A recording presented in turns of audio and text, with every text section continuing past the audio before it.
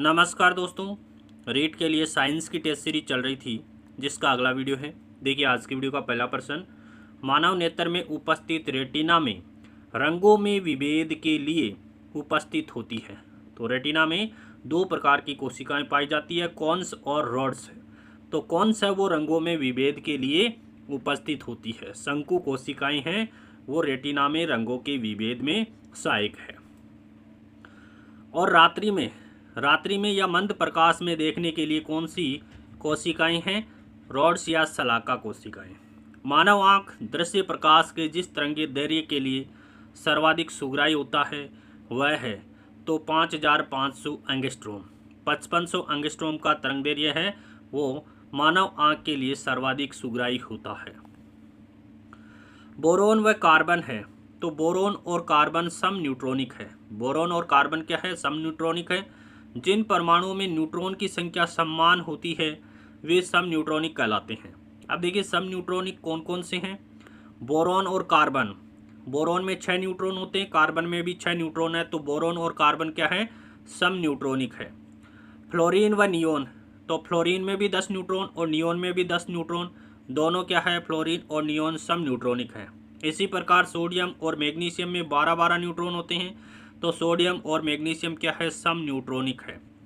Aluminium व silicon में 14-14 neutron होते हैं, तो एल्यूमिनियम और सिलिकॉन भी क्या है? सम न्यूट्रॉनिक है। फास्फोरस और सल्फर में 16-16 न्यूट्रॉन होते हैं, तो फास्फोरस और सल्फर भी सम न्यूट्रॉनिक है। पोटेशियम और कैल्शियम में 20-20 न्यूट्रॉन होते हैं, तो पोटेशियम और कैल्शियम भी सम न्यूट्रॉनिक है। मुख्य क्वांटम संख्या इंगित करती है, तो मुख्य क्वांटम संख्या इलेक्ट्रॉन की स्थिति को बताती है। मुख्य क्वांटम संख्या इलेक्ट्रॉन की स्थिति को बताती है, अर्थात इलेक्ट्रॉन किस कोश में है यह जानकारी मुख्य क्वांटम संख्या देती है। एथीन, जिसको एथिलीन भी कह सकते हैं, कि जल योजन से बना यौगिक कौन सा है?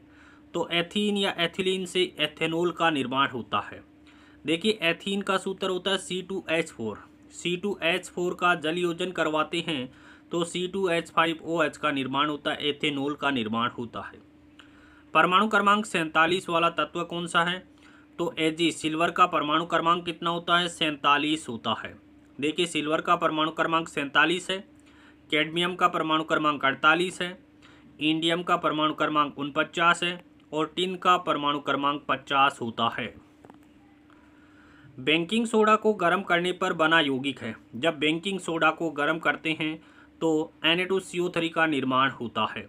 देखिए 2NaHCO3 बेकिंग सोडा है, जिसको गर्म करने पर Na2CO3 सोडियम कार्बोनेट का निर्माण होता है, प्लस जल बनता है, प्लस CO2 गैस यहाँ पर निकलती है। काफ़ी बार यहाँ से प्रश्न पूछा जाता है कि बेकिंग सोडा को गर्म करने पर कौन सी गैस निकलती है? तो CO2 गैस निकलती है। गन मेटल एक मिश्र धातु है। गन मेटल एक मिश्र धातु है जो कॉपर, जेडन और टिन से बनी होती है। गन मेटल कॉपर, जेडन और टिन से बनी मिश्र धातु है। स्टेनलेस स्टील है वो निकल, क्रोमियम और आयरन से बनी मिश्र धातु है। जर्मन सिल्वर कॉपर, जेडन, निकल से बनी मिश्र धातु है। और ड्यूरेलियम है वो एल्यूमिनियम और मैग्नीशियम से बनी मिश्र धातु है। निम्नलिखित समूह में से किस समूह को सहायक आहार कारक कहा जाता है? देखिए सहायक आहार कारक किसको कहते हैं? तो विटामिन को सहायक आहार कारक माना जाता है। भोजन के मुख्य घटक कौन से होते हैं? भोजन के मुख्य घटक होते हैं कार्बोहाइड्रेट, वसा और प्रोटीन होते हैं, जबकि भोजन के सहायक घटक कौन से होते हैं? विटामिन, जल और खनिज लवण भोजन के सहायक घटक होते हैं। एक उत्तल दर्पण से सदैव प्रतिबिंब बनता है, तो उत्तल दर्पण से आभासी और सीधा प्रतिबिंब बनता है। उत्तल दर्पण से सदैव किस प्रकार का प्रतिबिंब बनता है? आभासी, सीधा प्रतिबिंब बनता है। पोटेशियम परमाणु में इलेक्ट्रॉन, प्रोटॉन व न्यूट्रॉन की संख्या क्रमशः कितनी है? तो पोटेशियम में 19 इलेक्ट्रॉन होते हैं, 19 प्रोटॉन होते हैं और 20 न्यूट्रॉन होते हैं। 19, 19, 20 होते हैं किसमें?